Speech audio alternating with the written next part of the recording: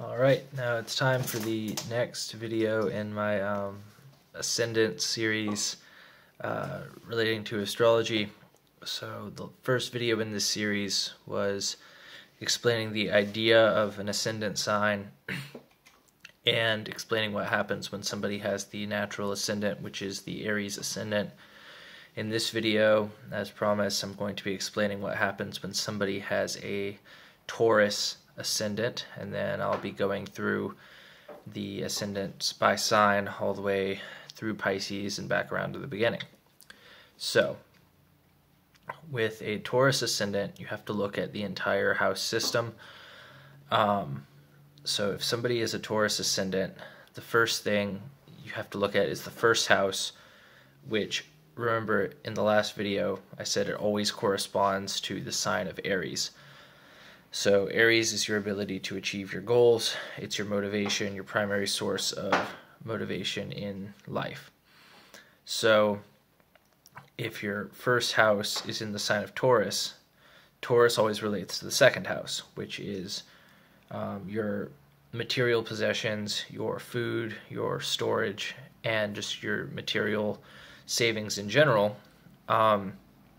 So the primary motivation for these people then, the Taurus ascendant people, is to achieve some sort of material stability in their life typically, or to experience a large variety of sensations. So they're kind of ruled by their senses and their preferences when it comes to material things. So they can be quite materialistic people. You might consider them grounded or earthy, or people who are not, well, there are a lot of different types of Taurus ascendants, but the Taurus ascendant energy itself, if you isolated it, it would not be interested in much deep stuff. It's mostly interested in just the physical material world and making money and working a job and getting through the day. That being said, if somebody has a bunch of planets in like a more deep sign, like Scorpio, Sagittarius, or Gemini, or Cancer, or something like that, they would be more interested in the deeper side of life, the more philosophical side of life. But the Taurus ascendant energy by itself is very stable, materialistic, and just basically just here for a good time. Eat a lot of good food, make some money, and have a good life. So that's their main concern. So the second house of the Taurus ascendant is typically Gemini, and that adds a second dimension to this, in that these people tend to use their communication to get the things that they want. So if Gemini rules communication and the second house is like the original sign of Taurus, these people tend to be very, in their tone of voice and in their speech, they tend to use it to acquire things, and their tone of voice is very, they can sort of use their tone of voice to be very pleasing and to convey ideas sort of subtly. And they can be very sort of subconsciously intelligent with that, to try to use their tone of voice to try to win people over. These people's third house, which again rules communication, is typically in the sign of Cancer. And because Cancer is the cardinal water sign and it deals with emotions and subconscious, these people will typically try to use their choice of words and their syntax and their ability to communicate to win people's feelings. And they will sort of be a little bit quiet, but it's because they're planning out in their head what they're going to say and how that's going to affect the other person emotionally. The fourth house for these people is Leo, and the fourth house for them is, fourth house is always your home and your vehicles and the things that make you happy, and it's also your relationship with your family. These people typically have a very sensitive father, because Leo is the sign of the father, and the fourth house also represents the mother typically, or the traditional motherhood role, like caregiver. So these people tend to have a very sensitive father, although it does depend where their sun sign is, because the fourth house is always going to take its power from wherever the sun is. So if the sun is in like Scorpio or something in the sixth house, their father might not be super sensitive, or it might be a little bit controlling or something like that. And they also tend to have they tend to do a lot of creative stuff in their house, particularly at night, because fourth house also is like around the time of midnight. So for the fifth house represents creativity, a party, social life, and your art and your ability to be the center of attention. This is in Virgo for them, for the majority of them.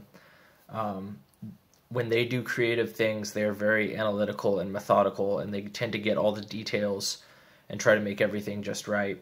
When they're like maybe drawing or painting or making music, they're very perfectionistic, and that can kind of sometimes stop them from getting stuff done. The degree to which they're going to be artistic is controlled by where Mercury is in their chart, because Mercury rules the sign of Virgo. So the sixth house of a Taurus ascendant is usually Libra. The sixth house mostly represents how you deal with your enemies, but it also represents your capacity for logic. And these people typically aren't super interested in logic and information, because their main goal is just sort of materialistic. However, they are very intelligent at sort of dissolving conflict, because obviously if you want to be stable and happy and have a good time in life and engage in a lot of materialistic things, it doesn't help you to have a lot of enemies.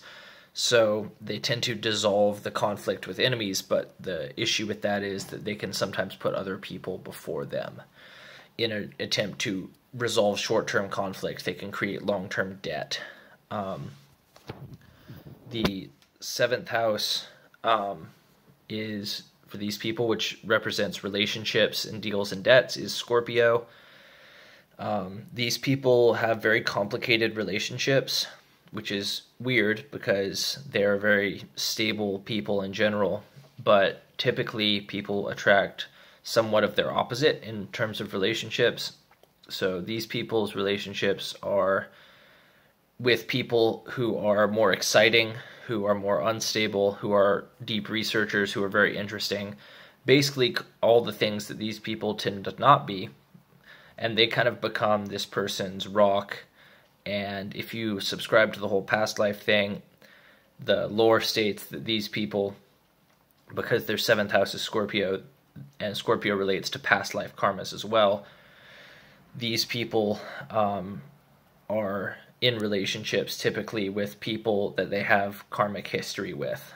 So, and they're very intense in the form of their relationships, like they're very committed and devoted, and it's probably the most intense area of their life.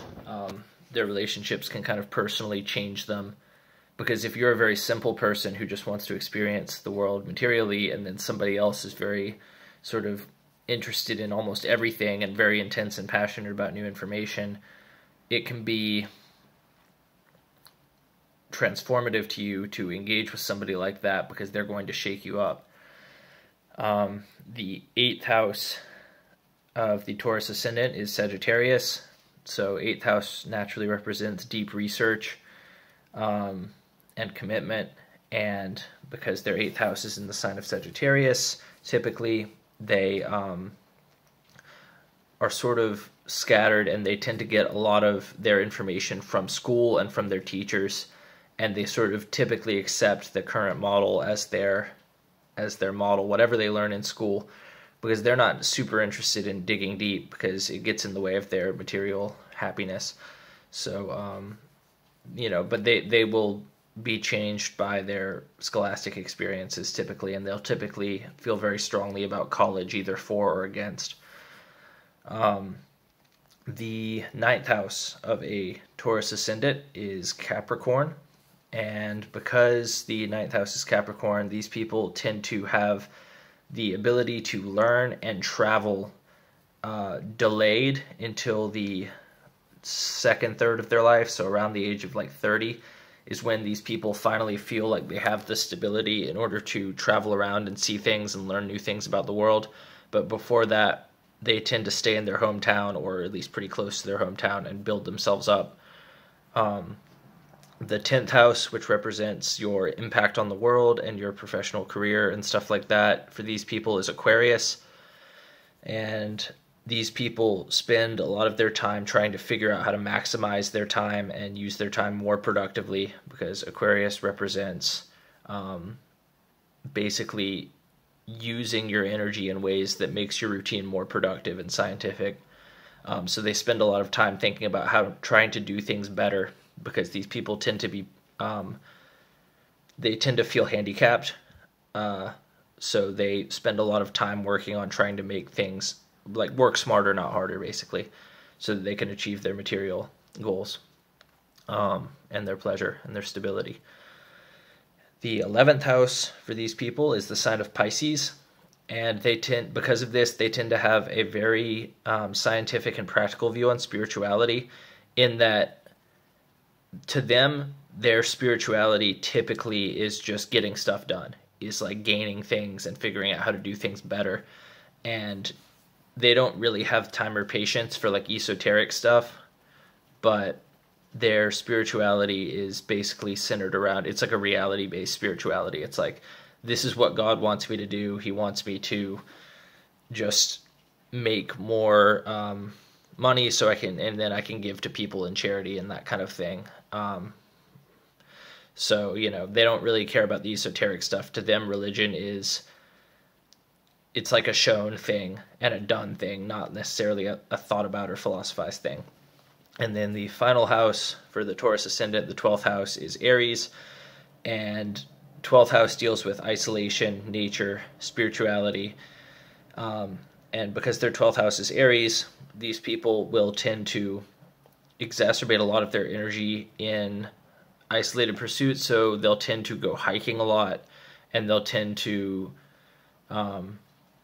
like exercise outdoors and climb mountains and like do that kind of thing, which is honestly pretty good for them, because these people can have a tendency toward being putting on extra weight. So because Taurus is a fixed sign, and fixed signs represent sort of a thicker endomorphic body type, not necessarily that all these people are going to be out of shape, but if they are, and sometimes they will have a tendency to be, since 12th house also represents weight loss, hiking, climbing, going out in nature, camping, these kinds of things, very physically demanding activities, but also very they're really good for these people's weight loss. And also they can find spirituality in the form of like long walks and hiking and camping and that kind of thing in isolated natural places. So it's good for these people to spend time in the mountains to get away from that when their materialistic lifestyle seems to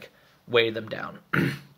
So that is my take on the Taurus ascendant, and the next video I make will be the Gemini ascendant, so tune in for that next time.